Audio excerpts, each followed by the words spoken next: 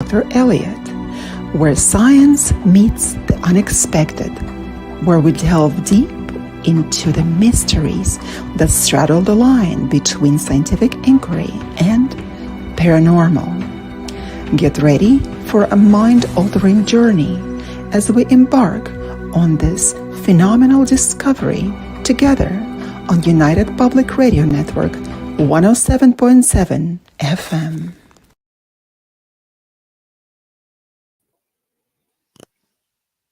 We're live. Good evening, ladies and gentlemen. We are broadcasting live here on the United Public Radio Network 105.3 and 107.7 FM from beautiful New Orleans. And we are your hosts. I'm Dr. Yana, and this is handsome Dr. Elliott. And we're your hosts on Science and the Paranormal, where we are working to unravel the enigmas that have puzzled humanity for centuries. We will be speaking with experts, researchers, and eyewitnesses who have firsthand knowledge with the unexplained. And together, we will explore the intersection of science, skepticism, and supernatural. Whether you're a believer in the paranormal or a longstanding skeptic, this podcast is your invitation into an exploration of the unknown alongside us. Today we have an amazing special guest. She's a clinical psychologist, Dr. Sherry Punch, and we will be discussing paranormal through cognitive processes, perception, memory, and suggestion. Let's welcome Dr. Sherry Punch. Dr. Sherry Punch, welcome to Science and the Paranormal. Thank you. Pleasure to be here. Thank you for inviting me. No problem. And this is so incredible. We're going to be talking about the connection between the paranormal and actually the cognitive processes, whether we perceive everything correctly or probably the mind is playing some tricks on us. Let's talk about it. Indeed, let's unravel the unexplained. Unexplained, that's right. That's right. So, Dr. Sherry, I know that as a clinical psychologist that you worked with memory and perception. What can you tell us about the role of memory in the cognitive processes pertaining to the understanding of some paranormal processes or anything that is unexplained? Well, I think when we think of cognition, we think of perception, or perception is a big factor in cognition. And what we see, our perception is our five senses. It's how we interpret reality, how we see the world, how our environment affects us. Cognition is the process of learning, knowing, acquiring information. It's our conscious awareness. With regard to memory, memory is diving a little bit beneath the surface. You get more into the subconscious mind, the unconscious. Maybe I'd suggest talking about false memories with the paranormal. And how is that influenced by cognition? What do you suggest? That's true. The false memories, we can ask Dr. Elliott because he had several cases that would involve false memories, if I remember correctly. Right, Dr. Elliott? Well, yeah, memory's a funny thing. I always say that it starts to degrade as soon as you've perceived a situation. For example, in our police cadet training, they actually do a scenario in the classroom where an instructor will come in wearing a certain outfit and he will say certain things. It's very short. It's about 30 seconds. He'll leave the classroom. And then you have all 32 cadets write down what they thought the instructor was wearing and also what he said. And you'll actually get almost 32 different versions of what people saw and witnessed, especially when it happened so fast and so spontaneous. And unfortunately, in paranormal work, things are usually spontaneous and they do happen fast. So it's very similar. So you might get multiple different witnesses that are telling you different stories, and they're not necessarily lying to you. They certainly believe that their story, and that is what they perceived. So it's definitely something that you have to be cognizant of when doing paranormal investigations, as well as interviewing them separately. I know it can be tough when we usually get contacted to do an investigation. We'll do an initial interview, and depending on the distance, we'll try and do it over Zoom, because I believe audio video is your best evidence. You also pick up on body language and uh, cues and things like that that you might not necessarily get over the phone. But I find interviewing the complainant or the person that has contacted you with their issue, once they're telling the story, you always hear somebody in the background chime in. So they're not necessarily alone, and they're kind of getting feedback from other people as well. So you have to be really cognizant of that when you're interviewing people.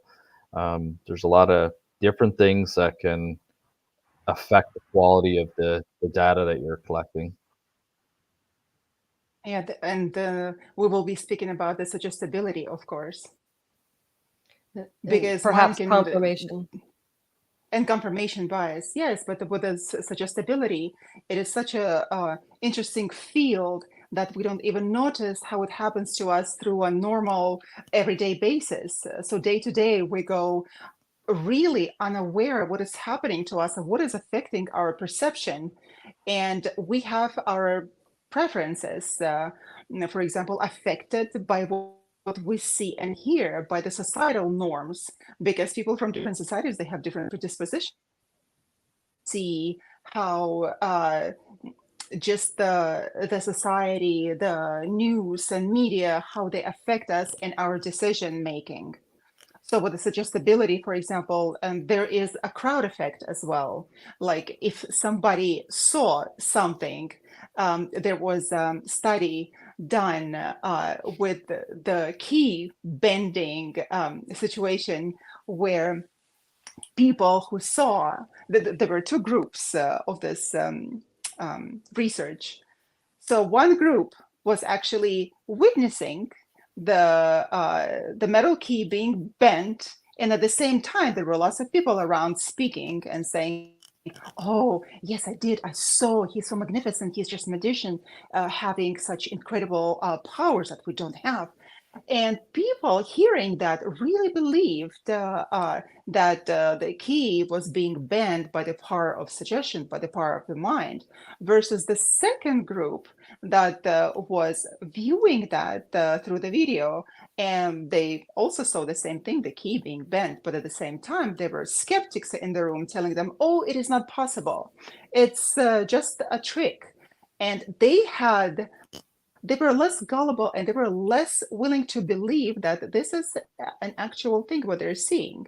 So where is the reality? So when it gets, for example, to going to the fields of investigation, Dr. Elliott, right? So when we go there, we see, okay, what is real and what is not? What has been affecting by the crowd or by the previous history of the place, correct? Or what has not been? And you mentioned the interviewing process. In the interviewing process, we're always warned against leading questions, because leading questions can already plant an answer into the person's mind that is going to be suitable for the person who is asking that question. Yeah, no, that's very true. Certainly, it could create a bias if you ask leading questions. There's also cognitive bias as well that you'd have to be concerned about. But Dr. Punch, with memory, the way memory works is that they're not necessarily static, and each time somebody recalls a memory, you can possibly build upon that story. So, in your opinion, what do you think is kind of your best window to obtain the purest version statement from somebody when you're conducting, a field investigation in the paranormal? I actually don't work in the paranormal. I work more with psychology. So this is more of my questions will be to you with regard to the paranormal. However, I will answer your question and say I believe that memory is a subjective experience. It's based on the person's experience. If you were to ask certain questions, if there is a confirmation bias there or a cognitive bias there, based on that person's existing beliefs or what they believe they've seen, that's what they're going to interpret based on their perception or their altered state of perception. Perhaps using some hypnosis, therapeutic hypnosis may allow somebody to tap into the subconscious mind, perhaps to bring up memories. Does that answer your question? Yeah, We no, are forget Dr. Elliott, I'm sorry to interrupt you. We're forgetting to say that Dr. Punch is actually joining us from Louisiana, from the New Orleans area. So this is so interesting. And she was talking to me, in fact, just recently about the cemeteries. And again, we can talk about the cognitive bias of that cemetery that is New Orleans, and where all those famous, what are they called? Dr. Sherry, what are they called? Crypts? Mystic people are buried, the ones that been working in Oh, the yes. field of magic, I guess. I forget what the priestesses, I guess, right? So Oh, where they're yeah. buried. Voodoo, that's right. How could I forget that word? So what happens is that when I was several years back, right after the flooding, I remember there were so many people going to cemeteries and actually putting the little notes with their wishes at the cemetery, right near the grave of the deceased person. So, what is that? Is this the mass psychosis? Is this the mass understanding of some false belief? What is it? Are you asking me? Yeah, I'm asking you, Dr. Sherry. Yes. Okay. So what do you think? What is your understanding of that? My understanding would be some kind of a connection. I think you have skeptics and believers in the paranormal. I believe it's a way to connect. It could somehow transforming your cognitive beliefs beyond reality, feeling like there's something beyond that you're seeing that will enable you to be connected to this entity that is actually no longer here. It's buried. So there's a deeper belief, I would say.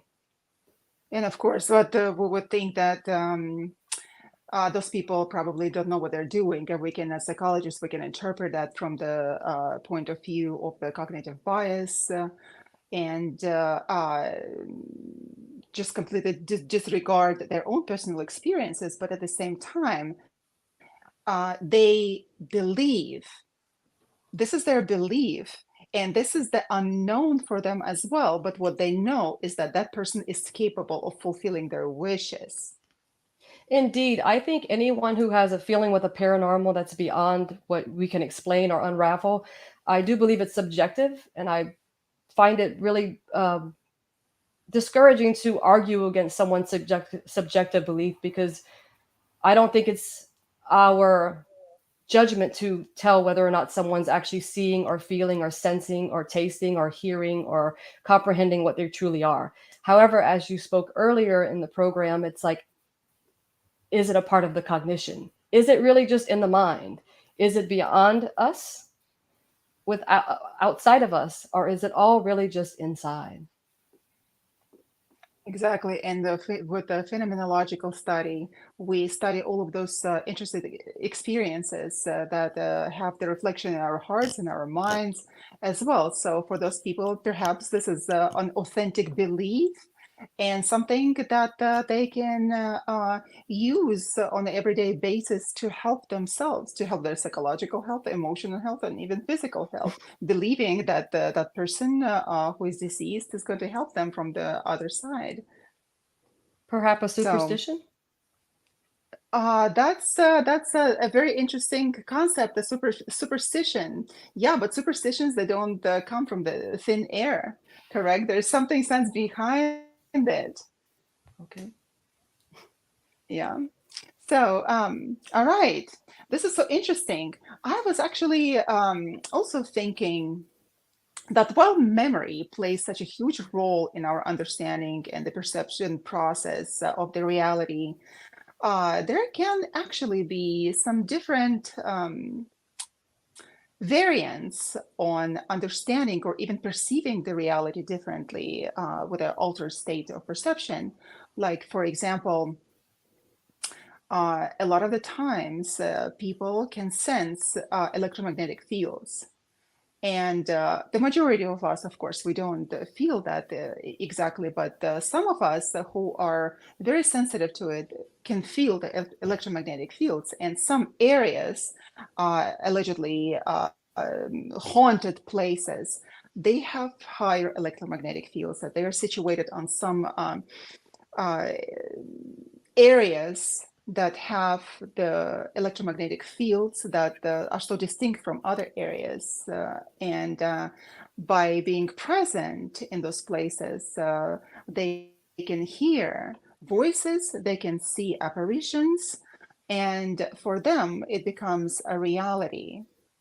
While another person who is not so sensitive is going to get into that house, haunted supposedly house, will not feel anything in that regard. So, Dr. Elliott, have you had that in your practice? Yeah, we have actually. There was a case that my colleague Dr. Daryl Walsh had, where an individual was experiencing a haunting in their bedroom, usually late at night while they were asleep. So they were kind of in between the sleep wake states. And upon investigation, of course, when you come in and conduct a scientific investigation of a location that's allegedly haunted, one of the things that you look for are electromagnetic field radiation disturbances. And what he had noticed in this particular investigation was there was an old alarm clock from like the 1960s or 1970s that was unshielded and was giving off excessive amounts of electromagnetic radiation. And we've we've had some studies done in laboratories by the work of Dr. Michael Persinger up in Laurentian University in Ontario. And he found that by stimulating the temporal lobes in the brain, which are located just around where your ears are, once it hit a certain level of magnetism, individuals would start to experience haunting characteristics. They'd feel the feeling that they're being watched. They would start to see apparitions. So, of course, the people that are experiencing this environmental effect are perceiving it normally because that's what they are perceiving. And of course, their brain is recording that information properly, but it's not necessarily paranormal phenomena that's causing it. It's more an environmental factor. So in this particular case, once that alarm clock was removed and replaced with a more modern current alarm clock, ironically, the apparition stopped appearing to this individual late at night, which kind of goes to support Dr. Michael Persinger's work about geomagnetic and electromagnetic field radiation affecting the temporal lobe and causing people to perceive apparitions. So that is something that you have to be cognizant of when you're conducting investigations, for sure. And again, to that individual, when you're interviewing them, they think that was a real experience, because to them it was a real experience. That's what they were perceiving, and that's what their memory encoded. But it's not necessarily paranormal. It can be environmental as well.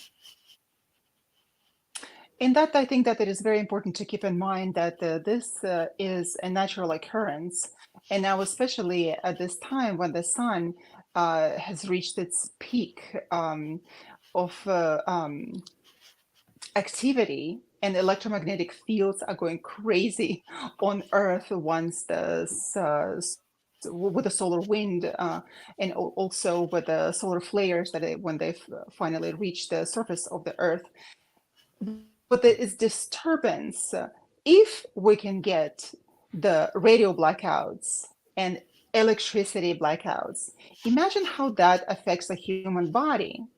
And those people who are sensitive, they of course will be affected by that, and they will be experiencing more of those events than probably in the times without the electromagnetic activity, heightened electromagnetic activity of the sun on Earth.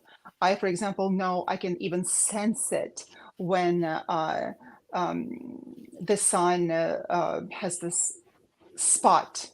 For example, that when we have a solar flare, when the electromagnetic field is disturbed here on Earth, I can sense it and I feel really bad. And I, of course, and I check it, and sure enough, there is a disturbance. And for me, I don't see anything per se, but my reality, my perception of the reality is changed. And the way I hear things, the way I perceive things are different. It's as if being in some sort of dissociative state. So it is possible that things like that could also cause altered perception. And they do not necessarily have to be subjected to hypnosis, for example, or anything else for that regard. So with a natural occurrence, we have to understand that sometimes being skeptical can actually bring us more answers than not. And of course, I'm not disregarding the true haunting experiences, of course, and perceptions that are not related to electromagnetic activity. But we have to be really cognizant of what is happening and try to find the answers through the scientific means. For example, you and I, Dr. Elliott, was spoken about the carbon monoxide poisoning.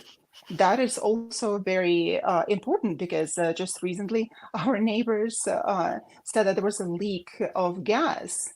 And if we didn't know, for example, about it, some people would be, if they were poisoned to a certain degree, they would be also could be experiencing some hallucinations and audio disturbances. So it is an easy Yep. thing in our present world. Yeah. Yeah, no, for sure that's accurate. Dr. Punch, what's your experience with how people experience things under emotional stress, and how the cognitive process works when somebody's experiencing, stress? That, a lot of haunting situations can be very stressful for some people. So if somebody's experiencing, stress, how does that affect memory and cognition? I think trauma. I was trauma. I think some people may grasp onto paranormal as a way of maybe as a coping mechanism. Perhaps I've seen that. Yep. I've spoken to people I've been working with who have seen apparitions, who are these people of a loved one they've lost, deep in grief. I believe when somebody is held down by grief, I believe connections with the person that they've lost in the paranormal realm or that experience connects to that type of trauma and stress. I believe stress can definitely alter our perception of reality. We may believe things or sense things that are really not there, or maybe become very anxious, panic attacks, perhaps, maybe an element of that or a factor. I'd say I think more recently, a lot of people are using pseudo healing, or maybe that's just a term. It's called pseudo healing. They're using psychedelics as an altered state. So perhaps somebody is suffering from some type of trauma in their life. They may even reach out to something that will actually alter their state of reality to perhaps deal with the traumas. And perhaps even if it's not just an immediate trauma, it could be trauma from childhood, just stress all above. And during those times, of course, during traumatic events, there is a degree of dissociation. While dissociation can be a natural response of our psyche to protect itself or to deal with a reality, during such stressful conditions, dissociation can be amplified. And during just those times, it is possible to perceive the reality through a different lens. And so interesting that you have mentioned the LSD, for example, that the people are trying to cope with their traumas this way by going this route, trying LSDs or different like psilocybin, right? What Yes, is it? psilocybin. The Mars Yeah. psilocybin, right? What happens is that I see I can't even pronounce it, and now you can tell that I've never taken that. Okay, psilocybin, right? So that can even alter perception on a totally different level. And I know a lot of people are also going to Amazons, to the shamans, and trying something is called ayahuasca by drinking some concoction and going to total physical, I can't say really collapse, but inability to move. However, they have an extreme visuals and hallucinations that they do have commonalities. And they claim that they can heal themselves this way. So this is very interesting. While we talk about the apparitions, people on purpose take this kind of substances in order to cause those kinds of hallucinations in the hope to get to some sort of spiritual awakening. So that's very interesting. Then we would see that what is reality? Like, for example, if all those people during the ayahuasca process, if they take the same substance in, the majority of them actually they report the same visions of the big giant snake. So there's a saying that we all lose our minds individually, but we cannot really lose our mind in a crowd. So that would be like a crowd effect, right? You take that substance, and then and then you're experiencing something in the crowd with other people next to you, right? And not necessarily at the same time. You have to go to the jungles because your body cannot cope with that concoction, and by trying to get on a different level of spiritual development, then the jungle suffer from your inability to hold yourself physically as well. So that's a very interesting process that people actually use the substances in order to cope with the stress that they have. And then the question comes up, what is the reality there?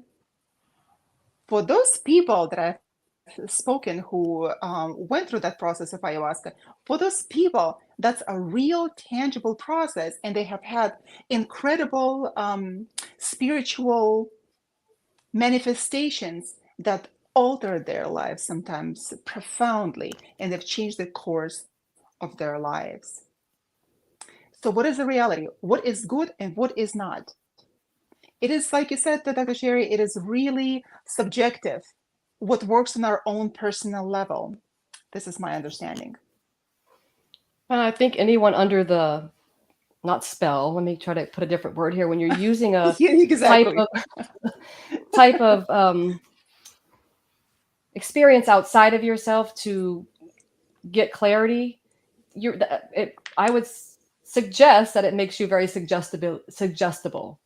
Because if you have the belief and that something will change you more than likely will change. So if you believe LSD, mushrooms, psilocybin, DMT, or ayahuasca will change your journey, then if anything you believe in, I believe, can give you the power to move forward and transform your experience.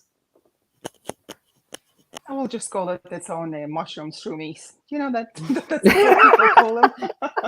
We should have all taken some. Give it a shot. Come on, guys. Come on, guys. Dr. Sherry, it's Dr. Sherry and I had a very interesting experience once. I can't say that I've never tried mushrooms, but it actually happened very unexpectedly. Her and I, we were at the party one time. And after the party, we went to the park, right? To Balboa Park, remember, here in San Diego, when you were here.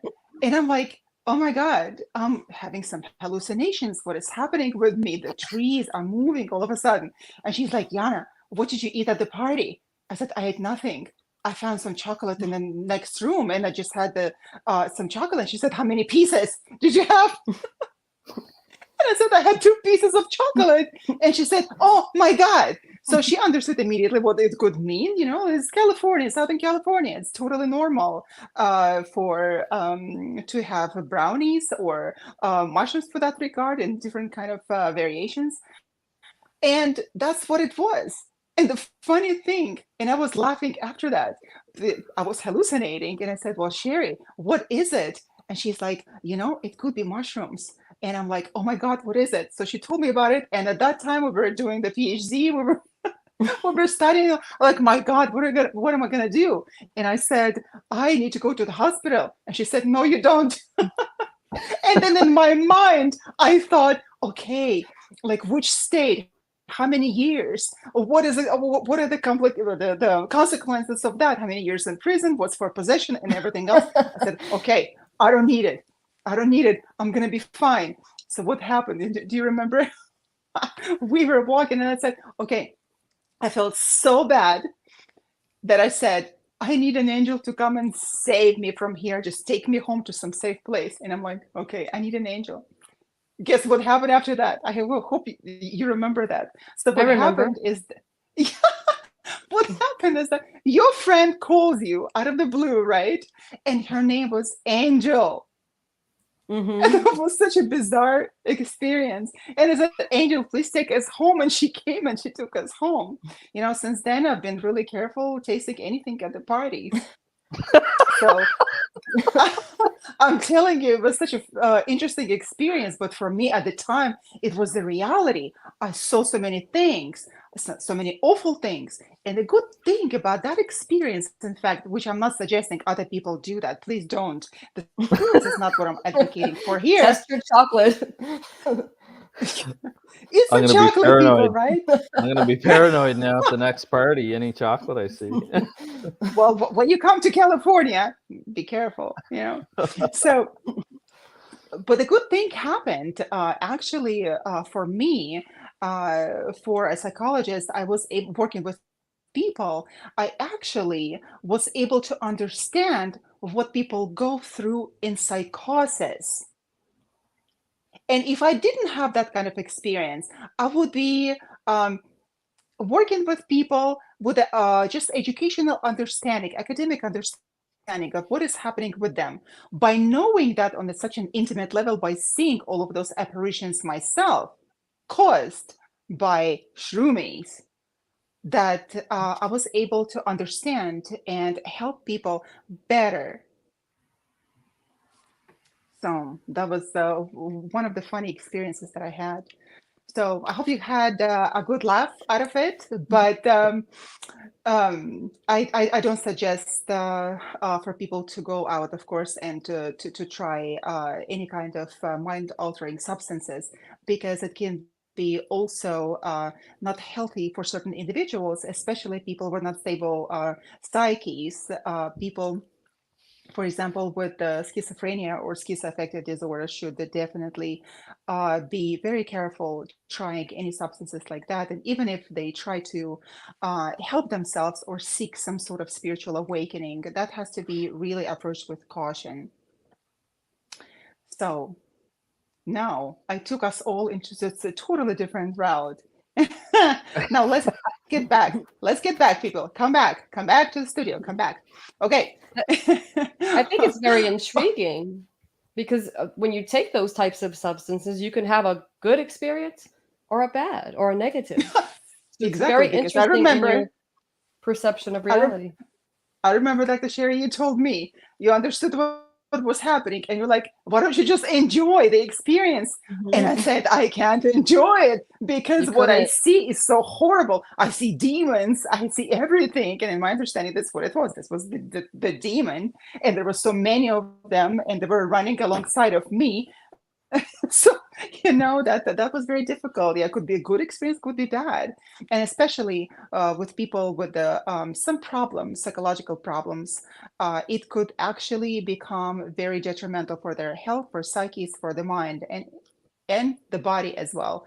So really should be, whether it's a good trip or a bad trip, it should also always be taken with caution.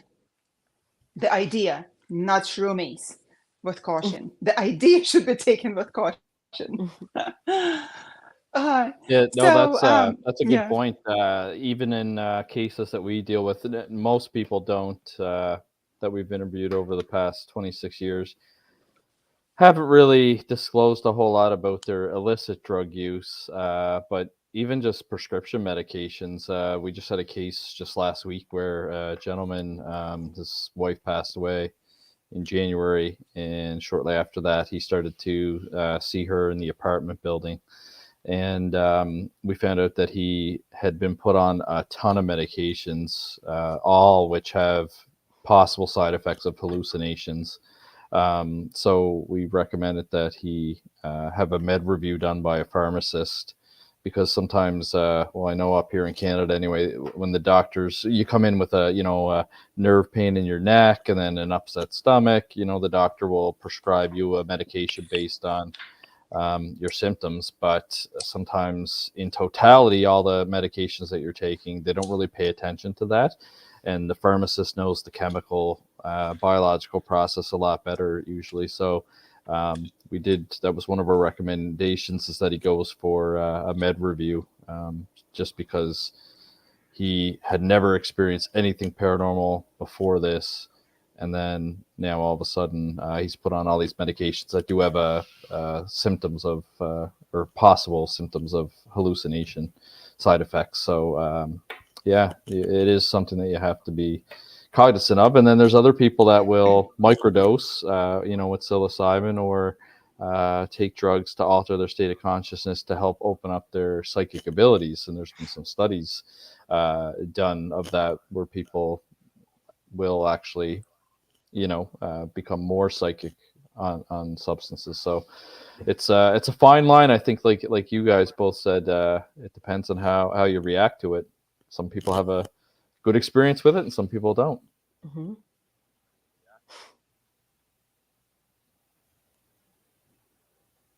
I think I lost you guys for a few seconds, and I'm back.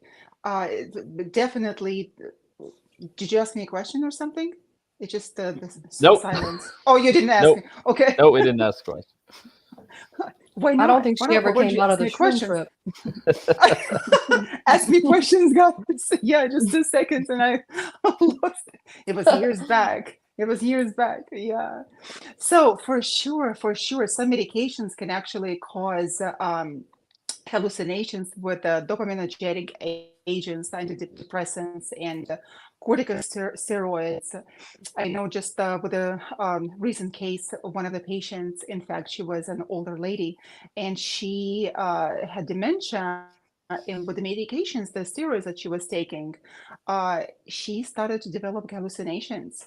And she started seeing all of her dead relatives. And of course, at the beginning, it was very concerning to the family. But later, they started laughing at that because there's nothing that they could do, not laughing at her, but actually not being so concerned and telling her this is not the truth, because for the person who is experiencing that, even medications or not, that is the reality. And it is impossible to tell the person, no, this is not what you're seeing. If that is their reality, then somehow we have to be able to approach them differently, with more compassion, of course. But if we go to those investigations and we understand that some people can see those apparitions, or they are perceiving something that other people are not, it's absolutely important to look at the medical history somehow, and be able to determine the cause of it. Yeah, no, that's a very good point. Dr. Punch, I'm interested in asking you about your experience in believers. So there's been some parapsychological studies that have been done which shows that believers tend to experience paranormal phenomena more so than skeptical individuals. What would you say about the cognitive process involving that of a believer versus skeptic? Why do you think that believers experience, in this instance, paranormal phenomena more so than a skeptic would? Well, I think anything we're unwilling to go against that's not aligned with our own belief, it's going to be very difficult for us to believe. I think that brings us back to that confirmation bias. So if I don't believe in something, I'm going to be skeptical that you can believe that. So if I don't believe that people can see ghosts or hear things or see things, I'm going to be very skeptical to believe that, because personally, it may not be something that I experience. So cognitively, from a cognitive perspective, it's cognitive is about, I look at it as like perception and how do you perceive. So as a believer, you're going to be more apt to believe in it, and as a skeptic, you're not going to. I think go ahead. No, it makes me wonder if skeptical people are actually experiencing anything that's unusual, but they're somehow rationalizing it away, because like you said, it goes against your beliefs, so you're not going to be exactly on board with that perception. You're going to try and talk yourself out of it and say, I must have just saw something out of the corner of my eye, or I didn't sleep very well last night, and so it's really interesting that you mentioned that. I think that's really important. And I think that some people who do not believe will also find things to debate. They will look out and find like maybe another podcast that will debunk someone who's in the paranormal. They will actually seek out these types of things. I think maybe this brings up the topic of intuition. And how do you, because sometimes you'll be faced with something, and is it like, am I really in fear, or is this intuition? Can you both elaborate a little bit more on intuition? Well, intuition, so it's funny. I don't really consider myself to be psychic or a medium at all, but I do feel like I have pretty good intuition. I was a police officer for 15 years, so you have to have some intuition as a police officer. Yeah. You're gonna get yourself in trouble. But I mean, just there'd be situations like you'd pull a car over. They weren't necessarily doing anything crazy. There was just, you kind of get that vibe, you call it, or that spider sense that they would refer to. You pull the car over, you check their license, you'd start kind of going through some process, and there'd just be something that's not sitting right with you intuition wise, and somehow you get a lead to investigate a little bit further. And I know one time the guy had 50 stolen identifications in the back of his trunk, and it turned into this massive fraud investigation where I ended up working on it for like 6 months, and it was all just from a simple traffic stop.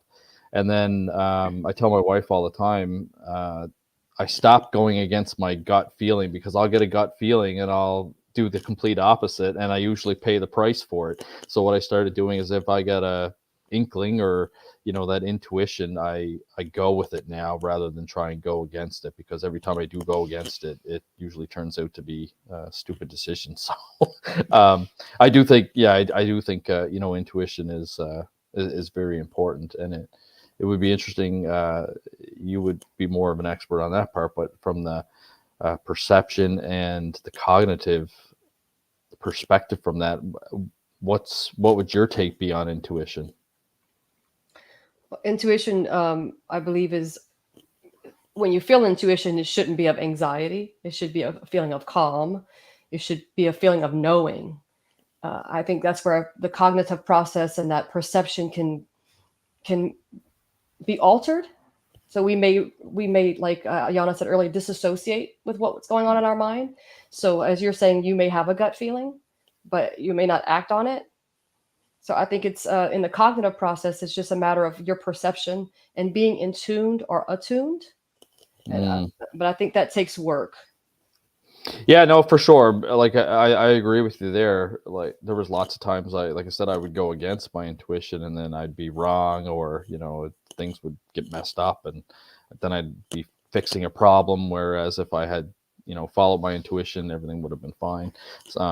So it took me a little while to learn that lesson, but I follow it now. Now you have the courage. Yes. Fantastic.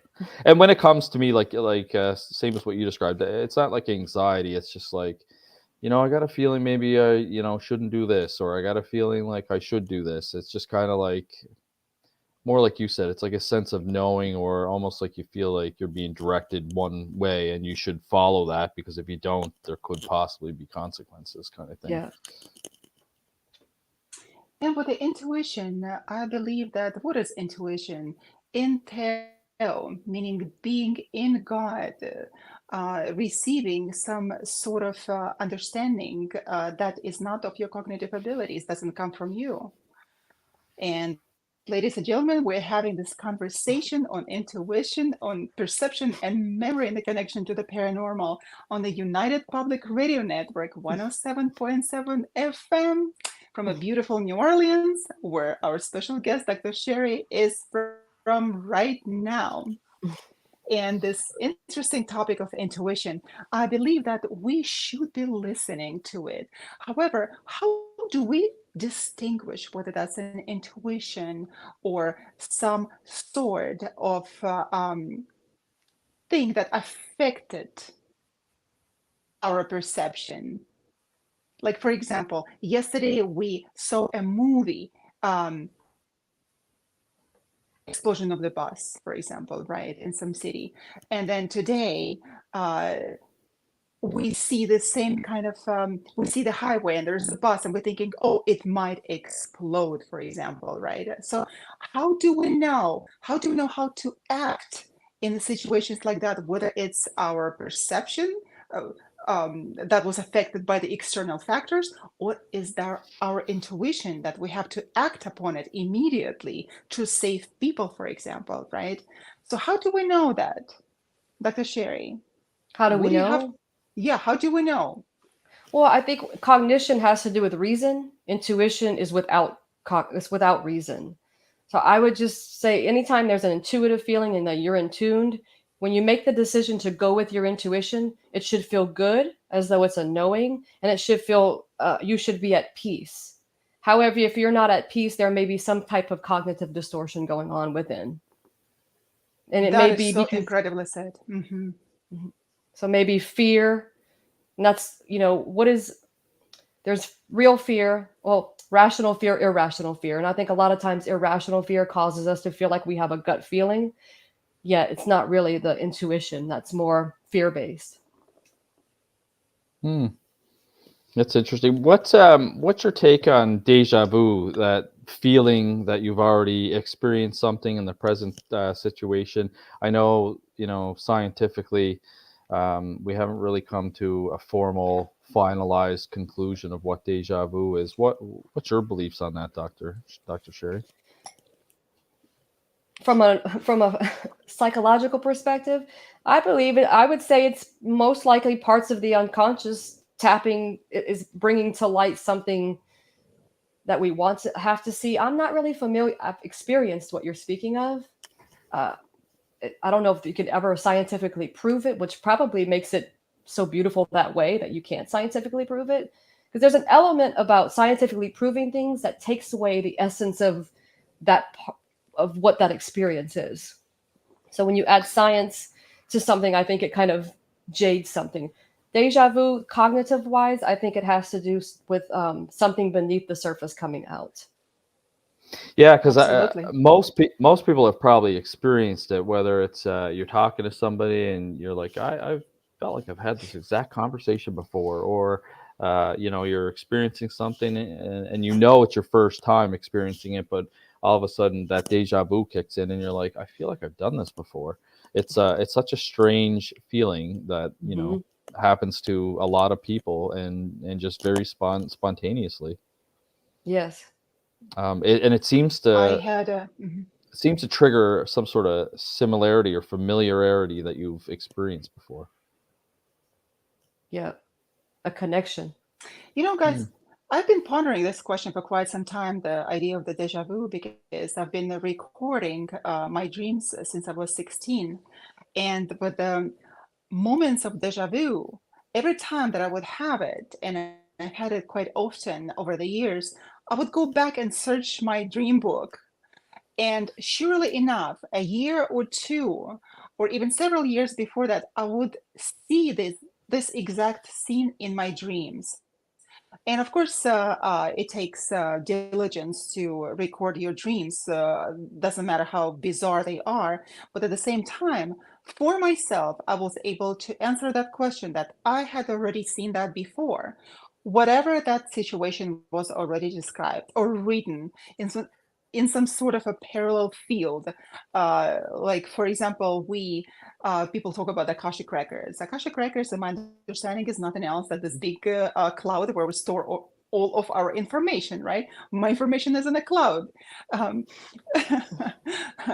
so it is, when we think about it, there was a movie with the Rambo, The Last Rambo.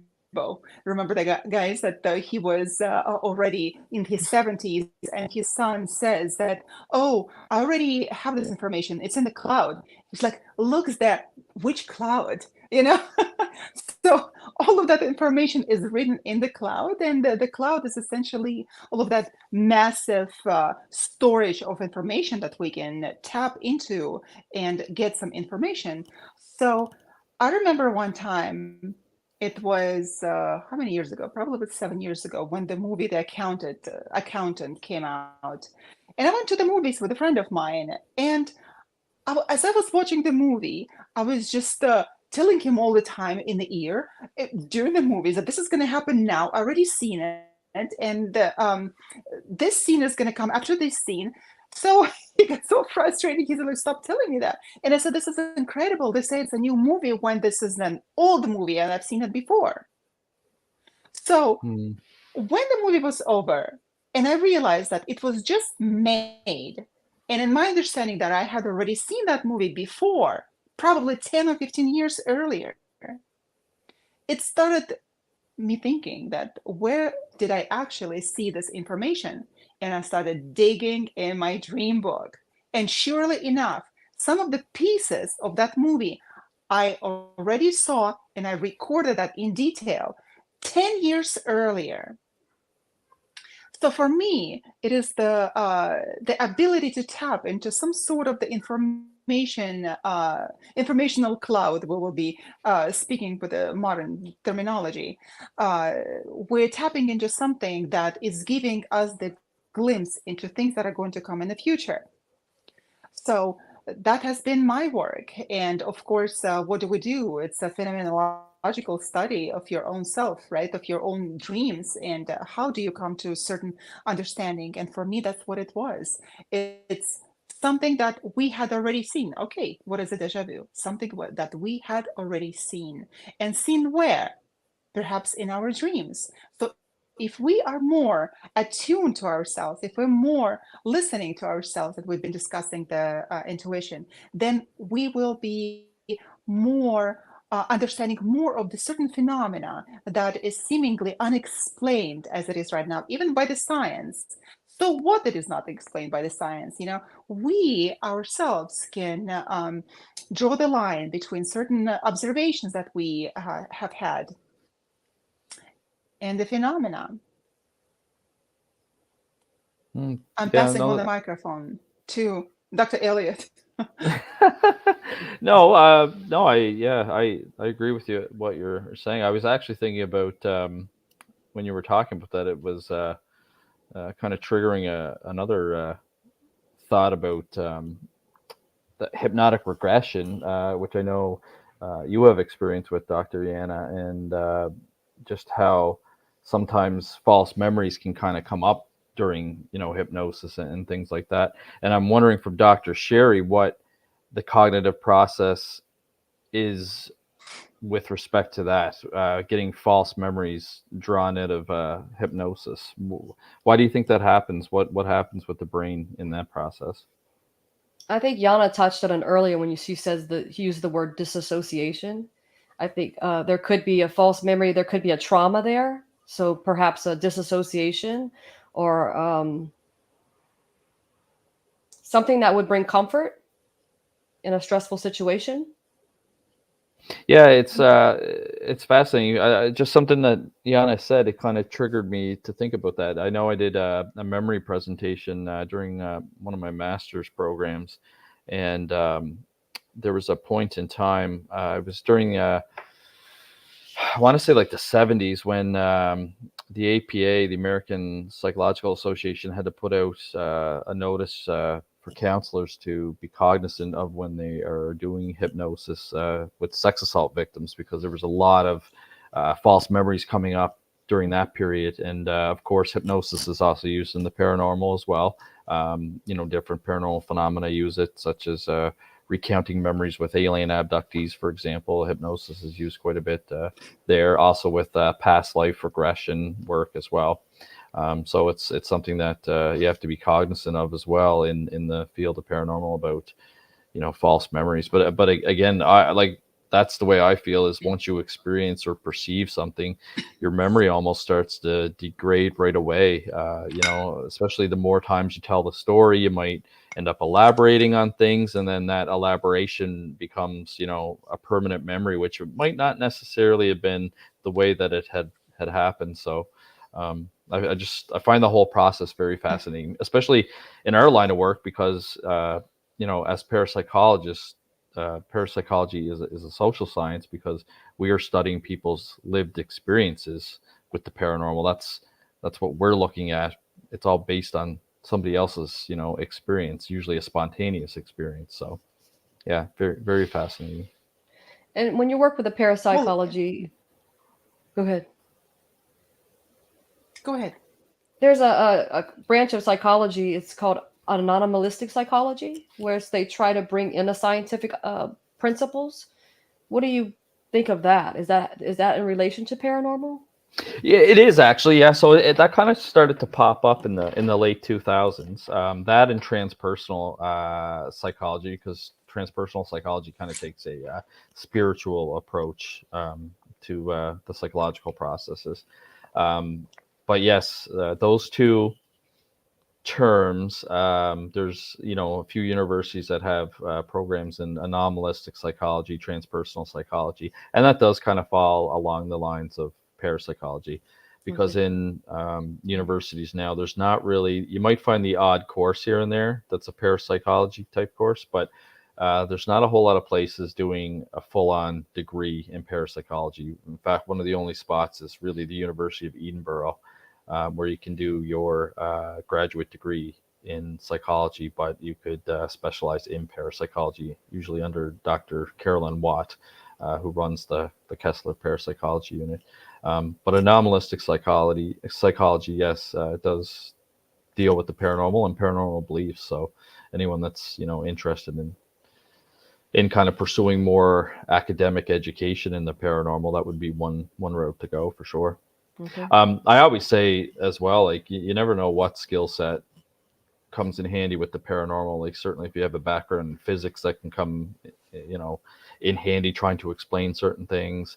I actually had an investigator that was a HVAC heat pump technician. And you'd think, oh, what's somebody that installs heat pumps know, about the paranormal? But he was actually very good, because we'd get videos of objects like a balloon, for example, moving very strangely. It would float and then it would duck underneath the beam, and then it would continue on, almost like somebody would perceive it as if like a child was carrying that balloon, or a ghost child was carrying that balloon. And he explained that even though the heat pump was turned off at the time, there's still air currents and they can still circulate around an environment for X amount of time. So you just never know what skill set could actually be used in a paranormal investigation. Absolutely. And also, if you remember in the late 1900s, 19, I believe it was in 1998, the Coventry University, there was an interesting study done when some people at the lab were experiencing some paranormal events or some apparitions, where they were experience being touched, for example, or something being said to them, whispered into their ear. And turns out to be, after the investigation, that it was nothing but the low frequency sound emitting from the fan. It was actually Mm. the fan that did not have any noise. However, it was producing a low frequency noise that was below 20 hertz. And for some people, of course, it's not it's inaudible for most people. However, for some very sensitive people, they can hear that, and in them, it can cause fear, hallucinations, and um, audio hallucinations. So what happens is we perceive something that would be outwardly, when in fact, as you said, you never know.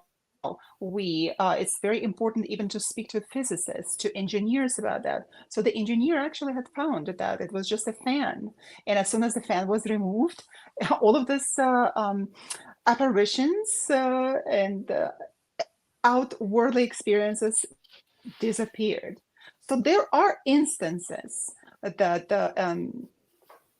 serious instances of haunting that we cannot disregard that, of course, but we should also be able to stop and think, okay, like what is causing that? But if we don't know anything about it, then we won't be able to pinpoint.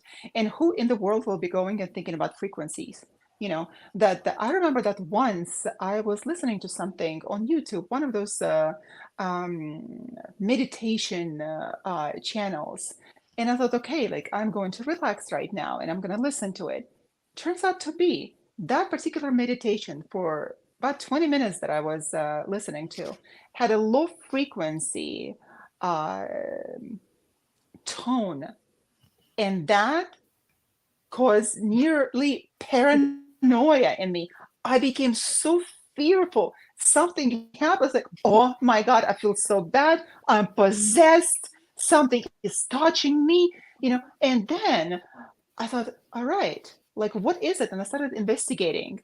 And in the fine print, it said that there's a low frequency noise added to it. Evidently, they thought it would be has some healing properties. For me, it was the opposite. It was the paranoidal thoughts. So also that could be a factor in us perceiving something outwardly. Yeah, absolutely. Infrasound is one of the new kind of environmental factors that have been popping up, in paranormal research and investigation. It can cause psychological impacts, like you kind of described. For some people, obviously, that might have been like a relaxing meditation to listen to, but for other people, it could have caused them, feeling uneasy, or another common. You feel like somebody's watching you is another kind of common symptom that people report with low frequency sounds. They've done experimental studies as well, and it can affect people's human emotions and perceptions. And that's probably why somebody, had made that for meditation, because for some people it works, some people it doesn't. So that's definitely another kind of environmental factor that you have to consider.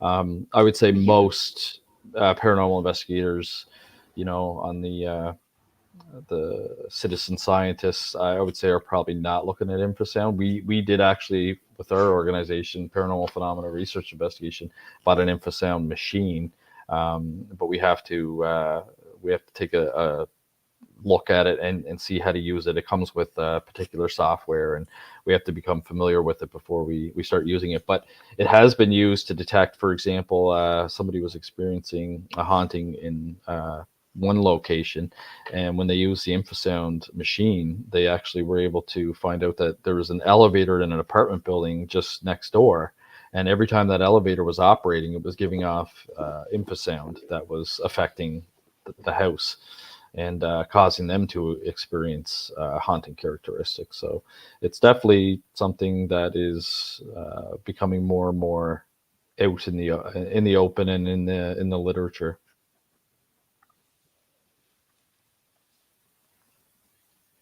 Yeah, and I think everyone's individual cognitive processes is unique. And I think that's what makes people more susceptible or suggestible in the variation of all of our experiences. Well, yeah, I mean, I 100% agree with you. I think, like you said, you and I could even experience things differently, or different sounds could affect us, and we would perceive a situation differently. And yeah, it's you're right. It's individually based. It's fascinating. It is, yeah. It's really fascinating, especially like I go back to the police training when they get the instructor to come into the classroom and have us 32 police officers that are considered to be expert witnesses or will be expert witnesses when they start going and testifying in court. Experience 32 people experience something different, but in Wow. reality, only one thing happened. So yeah, no, it is. It's a fascinating phenomena for sure. Absolutely. I would like to come back a little bit into this infrasonic sounds and elaborate on that a little bit. Have you noticed that all of that, all of those perceptions, all of those experiences were um, actually took place when people were unaware, or when they were can't say really in a relaxed state of mind, but this state of unawareness and unexpectedness actually played a huge factor in it. Like, for example, those people with the elevator situation, they did not expect the elevator to affect them in any way. Nevertheless, subconsciously, there was this sound that would affect them on everyday basis, right? Yeah, exactly. And And so whenever the elevator was operating, they wouldn't have even heard the frequency. It would have been too low for them to even hear. So they wouldn't have even thought that the elevator next door was affecting them. So is this yeah, something and they that could not these protect sounds, themselves. is it something that's tapping into the unconscious? Is that what you're saying? These sounds or I personally, I think there's a physiological effect to it. I think that the low frequency that we can't hear in some instances can cause people to um, experience some sort of sensation or a perception. And a lot of the common things with infrasound, which is that sound that we just can't hear, it's just at a frequency that we as humans can't hear. It can cause some physical effects like nausea, dizziness, blurred vision, but it can also cause feelings of being watched or fear, dread, different things like that. So I, okay. I think it's more like a physiological response and a psychological response as well to sounds that It we is a can't hear. physiological and psychological. Everything Yeah. that you're describing, Dr. Elliott, is actually was experienced by the people in American embassy in Cuba, Mm, where they believed to be used. They were subjected to the use of the ultrasonic waves. that's right. And yes, there was confusion, there was cognitive disturbances in the physical part. It was very difficult for those people to even comprehend their reality. And besides, it wasn't just one person, it was the entire embassy. And the study was done with the people years after the event when they were taken home already. They applied for disability. However, they could not receive the disability in the United States because that was not accepted widely. Of course, that they were affected by the ultrasonic weapons. In just a recent release, the investigation said that there was no ultrasonic weapon used on the embassy. However, if we just look at that, everything that you just described, and of course that if just regular citizens here or separate citizens can experience that, imagine if that was used as a weapon against the nations. If it was used against the embassy there, imagine if it was the city and town. And that is used in the military as well. So if we think that, oh, we can down, we can become skeptics and things like that don't happen, or the low frequency or ultrasonic weapons, there's something extraordinary, then we have to think again and to read more research on that and to understand that a lot of things can affect our mind and our psyche, and not necessarily it would be something outwardly, that we're not actually seeing the parallel worlds. There's so many factors that need to be ruled out before we actually understand that, oh yes, here is what I'm seeing, this is an apparition and this is is a valid objective apparition of something that is just manifested in front of me.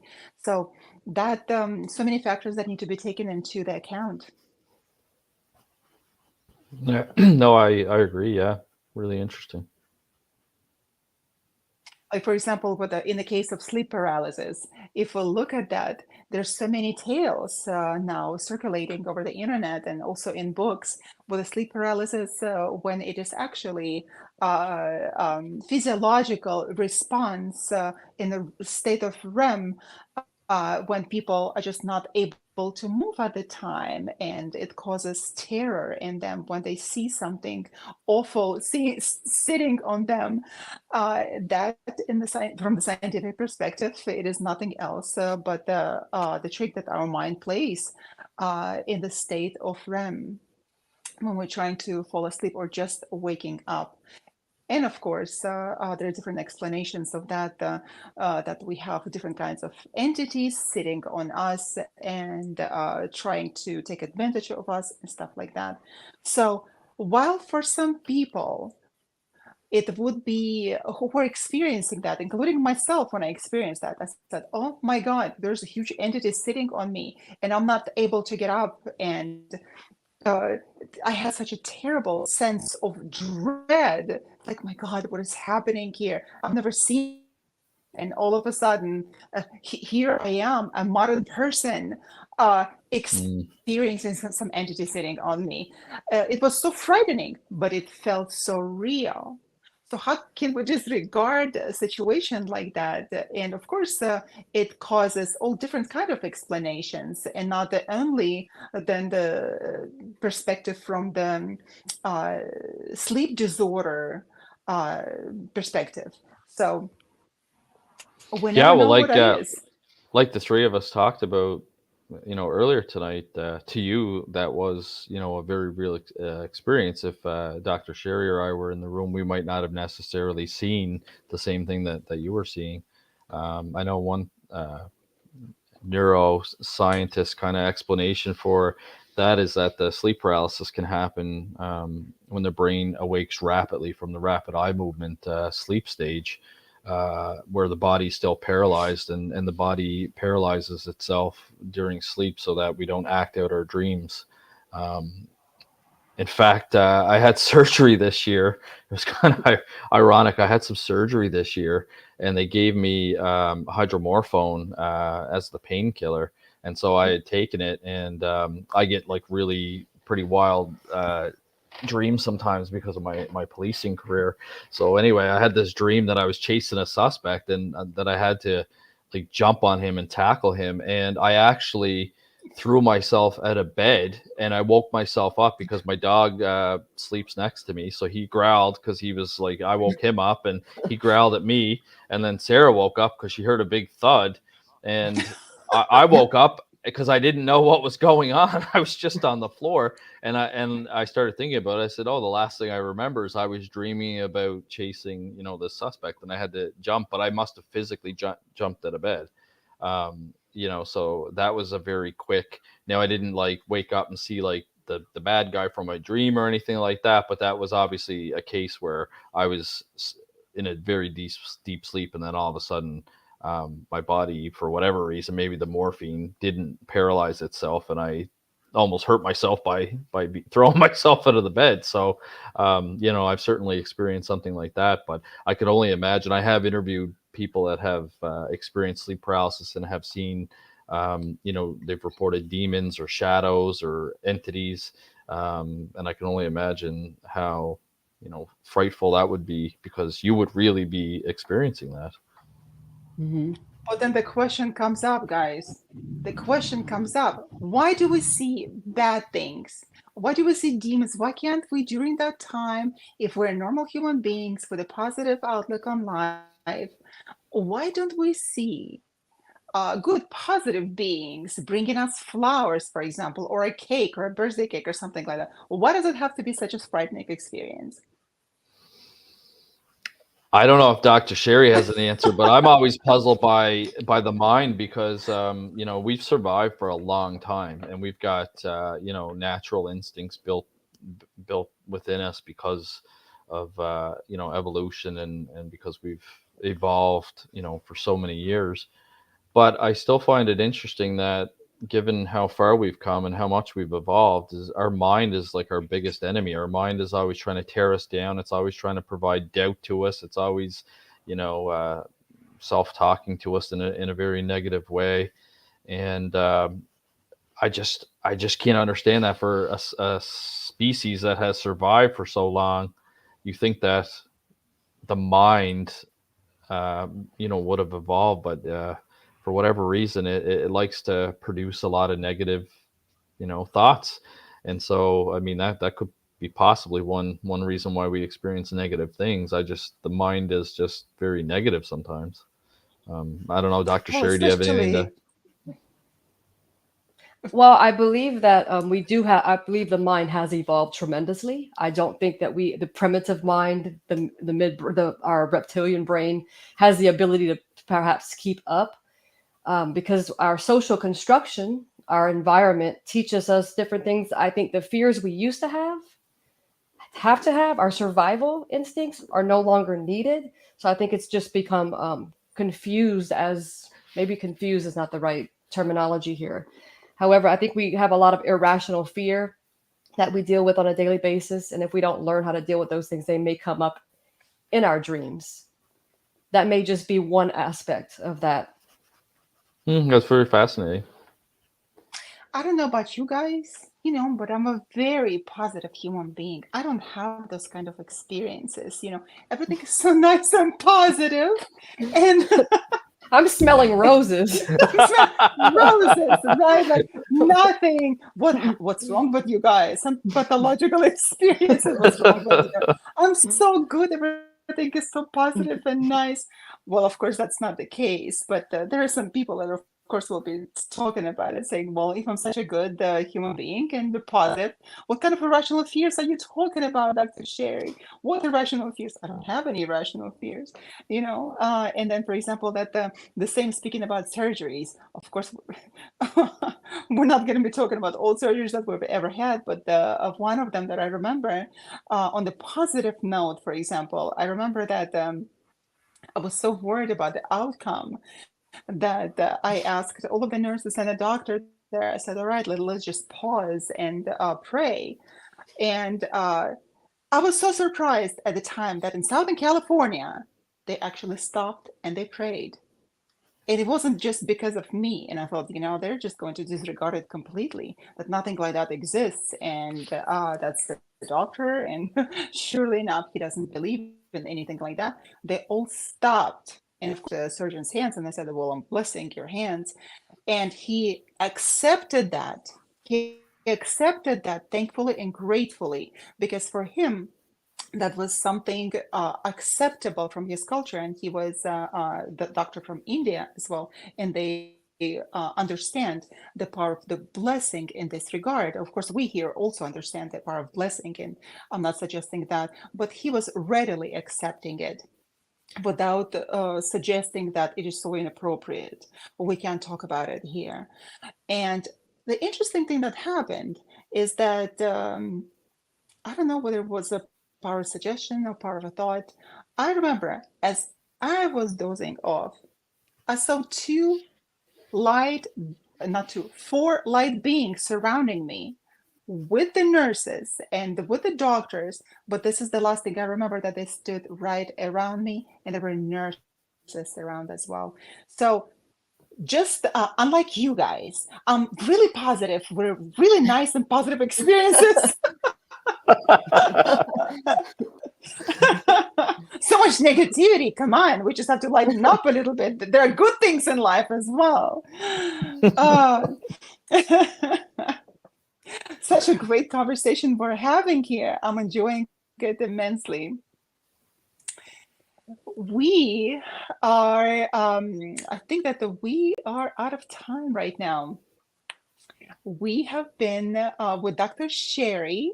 Dr. Sherry Parsh, she's a clinical psychologist, and we've been discussing the incredible topic of memory, perception, and the paranormal. And with incredible Dr. Elliott, and not less incredible myself. So you have to praise yourself. You have to praise yourself because you will never hear that from other people. So it's like, you're sitting there not saying anything about me. I think you were the highlight of the night with your trip on the psilocybin. That made my night. That made my night. See? Yes. Yeah. And Do not that try was this a at very home. scary, that was a very scary experience. And Sherry, you remember that? It was so bad. It was so bad for me. Yes, It was we scary. call up the That was trip. scary. So you So see that. that's the one time that you don't surround yourself with positivity. Then is when you're on the psilocybin. That's when your So- demons come out. Exactly. That's my demons come out, and that's I will never do that again. that felt really bad, in fact. And all of the warnings, Dr. Sherry, that you gave me, oh, just enjoy it. I couldn't. I wanted to get back into my head right away, immediately. So instead of 4 hours that it usually takes, it took me just 2 hours. And I came back to myself. I shoved my senses, my intellect, everything else back into my head, and I put myself together. I was back to normal again. So I hope that we can meet again and have this similar incredible conversation again on a different topic next time. So we have been live on the United Public Radio Network, 107.7 FM, streaming from Louisiana, from beautiful New Orleans. And we've been here with Dr. Elliott and Dr. Sherry and Dr. Yana. And we hope to see you again next week. Good to see you. Yes, Have a good night, thank you very everybody. much, Dr. Punch. Thank you. Grateful for the experience. Thank you. Good night from New Orleans. Thank you. Good night. Have a good night, guys. Bye. You too.